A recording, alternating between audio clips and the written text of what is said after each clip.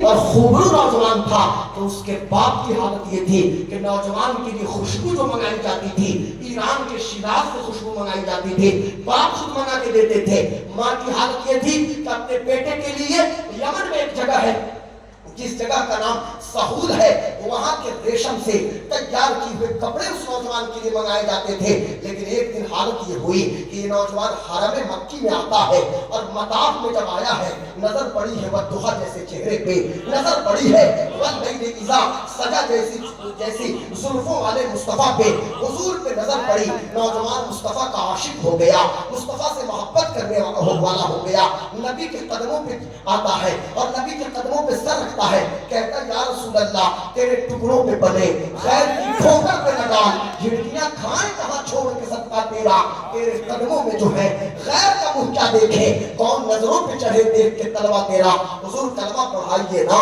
میں اسلام قبول کرنا چاہتا ہوں۔ میرے آقا نے کلمہ پڑھایا، نوجوان مسلمان ہوا۔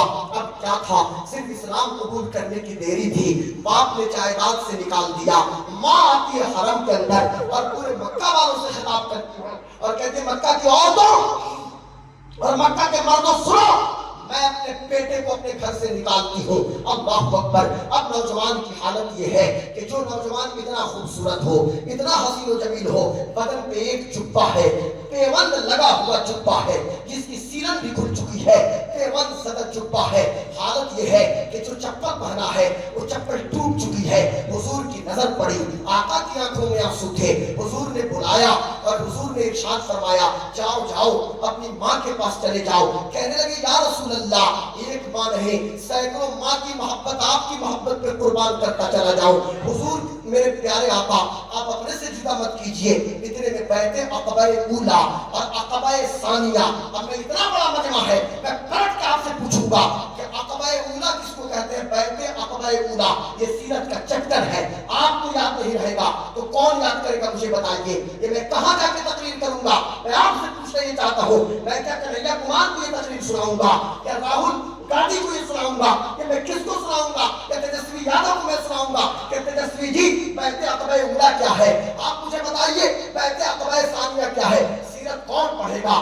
خبر نہیں تو خبر لیجئے اور سیرت کے چیپٹر کو پڑھنے کی کوشش کیجئے۔ اور میں ہاتھ جوڑ کے آپ سے معافی مانگتا ہوں، قاری اختر ضیاء صاحب قبلہ گوپال گنج بھی، قاری اختر ضیاء گوپال گنج بھی صاحب قبلہ، میں ہاتھ جوڑ کے معافی مانگتا ہوں اس بات سے کہ 50 لاکھ کی بلڈنگ تو ہم بنا لیتے ہیں، 1 کروڑ کی بلڈنگ انیس بھائی ہم بنا تو لیتے ہیں، اس میں ڈرائنگ روم ہے، اس میں لابی ہے، اس میں ٹی وی لاؤنج ہے، اس میں پھلا ہے، اس میں چلا ہے، اس میں یہ ہے، لیکن اس میں اسٹڈی روم ہم ایک نہیں بناتے ہیں۔ کاش کہ ہم ایک اسٹڈی روم رکھتے، کاش کہ ایک لائبریری رکھتے، کہ کاش کہ اسٹڈی روم رکھتے اور ہم سیرت کی کتابوں کو رکھتے، ہم سیرت مصطفیٰ پہ کوئی سی بھی کتاب رکھتے نا، علامہ عبدالمصطفیٰ اعظمی کی رکھ لیتے، علامہ شیخ عبدالحق محدث دہلوی کی رکھ لیتے، کسی بھی حضرت علامہ جلال الدین سویدی کی رکھ لیتے، اردو میں بھی رکھ لیتے، انگریزی میں ضرورت ہے تو انگریزی میں رکھ لیتے، لیکن کسی کو خبر نہیں ہے صاحب بیعت عقبہ اولا عقبہ ایک گھاٹی ہے، اس گھاٹی میں مدینے کے چند لوگوں نے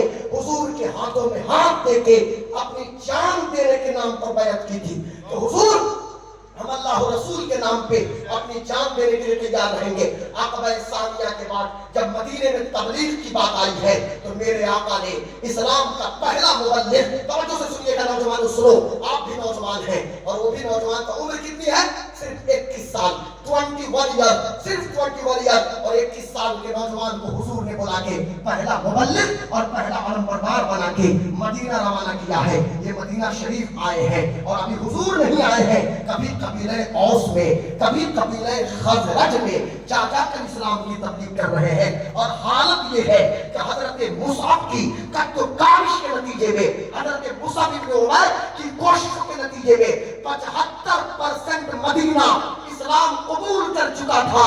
اب حضور تشریف لا رہے ہیں، پھر وبا کی گھاٹی سے آواز گونجی طلع البدر علینا من ثنیات الوداع وجب الشکر علینا من بعد اللہ دائی۔ اب مصطفیٰ آ گئے ہیں. مصعب بن عمیر بھی حضور کے ساتھ ساتھ ہیں. بدر کا موقع ہے, میں مختصر کرتا ہوں, بدر کا موقع ہے. مصعب بن عمیر حضور کے دائیں ہیں, حضور کے بائیں ہیں, حضور سے پیچھے ہیں, حضور کی رسول پاک صلی اللہ علیہ وسلم کو حصار میں لے رہے ہیں. ہر وقت مصطفیٰ مصطفیٰ. احد کا موقع ہے, جب صحابہ شہید ہو رہے تھے, حضرت مصعب بن عمیر کی بھی شہادت ہو جاتی ہے. کہنا یہ ہے آپ حضرات سے کہ جب جنگ کے غبار چھٹے, شہداء کی لاشوں کو احد کے میدان میں جب میرے آقا نے اکٹھا کرنے کا حکم دیا, تو جہاں حضرت حمزہ سید الشہداء کی مسلح شدہ لاش موجود تھی, مسلح شدہ لاش موجود تھی, وہاں پہ حضرت مصعب کی بھی میت موجود تھی. صحابہ کہتے ہیں کہ حضور نے سب سے زیادہ آنسو بہایا ہے تو اپنے چچا کی میت پہ آنسو بہایا تھا, حضرت حمزہ کی لاش پہ, اور اس کے بعد آنسو حضور نے بہایا ہے تو حضرت مصعب بن عمیر کی لاش پہ. حضرت مصعب بن عمیر سامنے تھے اور حضرت حمزہ تھے. آقا کہنے لگے یا حمزہ یا عم رسول اللہ, یا حمزہ یا اسد اللہ و اسد رسول اللہ, یا حمزہ یا فاعل الخیرات, یا حمزہ یا کاشف الکربات, یا حمزہ یا صابر وجہ رسول اللہ. اور جب دفن کرنے کی بات آئی ہے, میرے آقا وہ مصعب بن عمیر کہ جو بہترین خوبصورت جبہ پہنتے تھے, جب کفن دینے کی بات آئی ہے تو ایک چادر تک نہیں ہے. حضور نے اپنی چادر مبارک کو اتارا, اس کو دو ٹکڑا کیا. ایک ٹکڑا حضرت حمزہ کی لاش پہ رکھا اور ایک ٹکڑا حضرت مصعب بن عمیر کی لاش پہ رکھا. اور پھر میرے آقا نے قدم پہ اذخر گھاس ڈالنے کا حکم دیا اور حضور نے مصعب بن عمیر اور حضرت حمزہ کو اسی قبر میں میرے آقا صلی اللہ علیہ وسلم نے دفن کرنے کا حکم دیا. مجھے بتائیں وہ 23 سال کی عمر میں شہید ہونے والا نوجوان, کتنی عمر تھی؟ صرف 23 سال. آج ہماری عمر کتنی ہے؟ میں آپ کو ایموشنل بلیک میل نہیں کر رہا ہوں کہ سڑک پہ چلے جائیے اور جنگ کرنا شروع کریے, نہیں.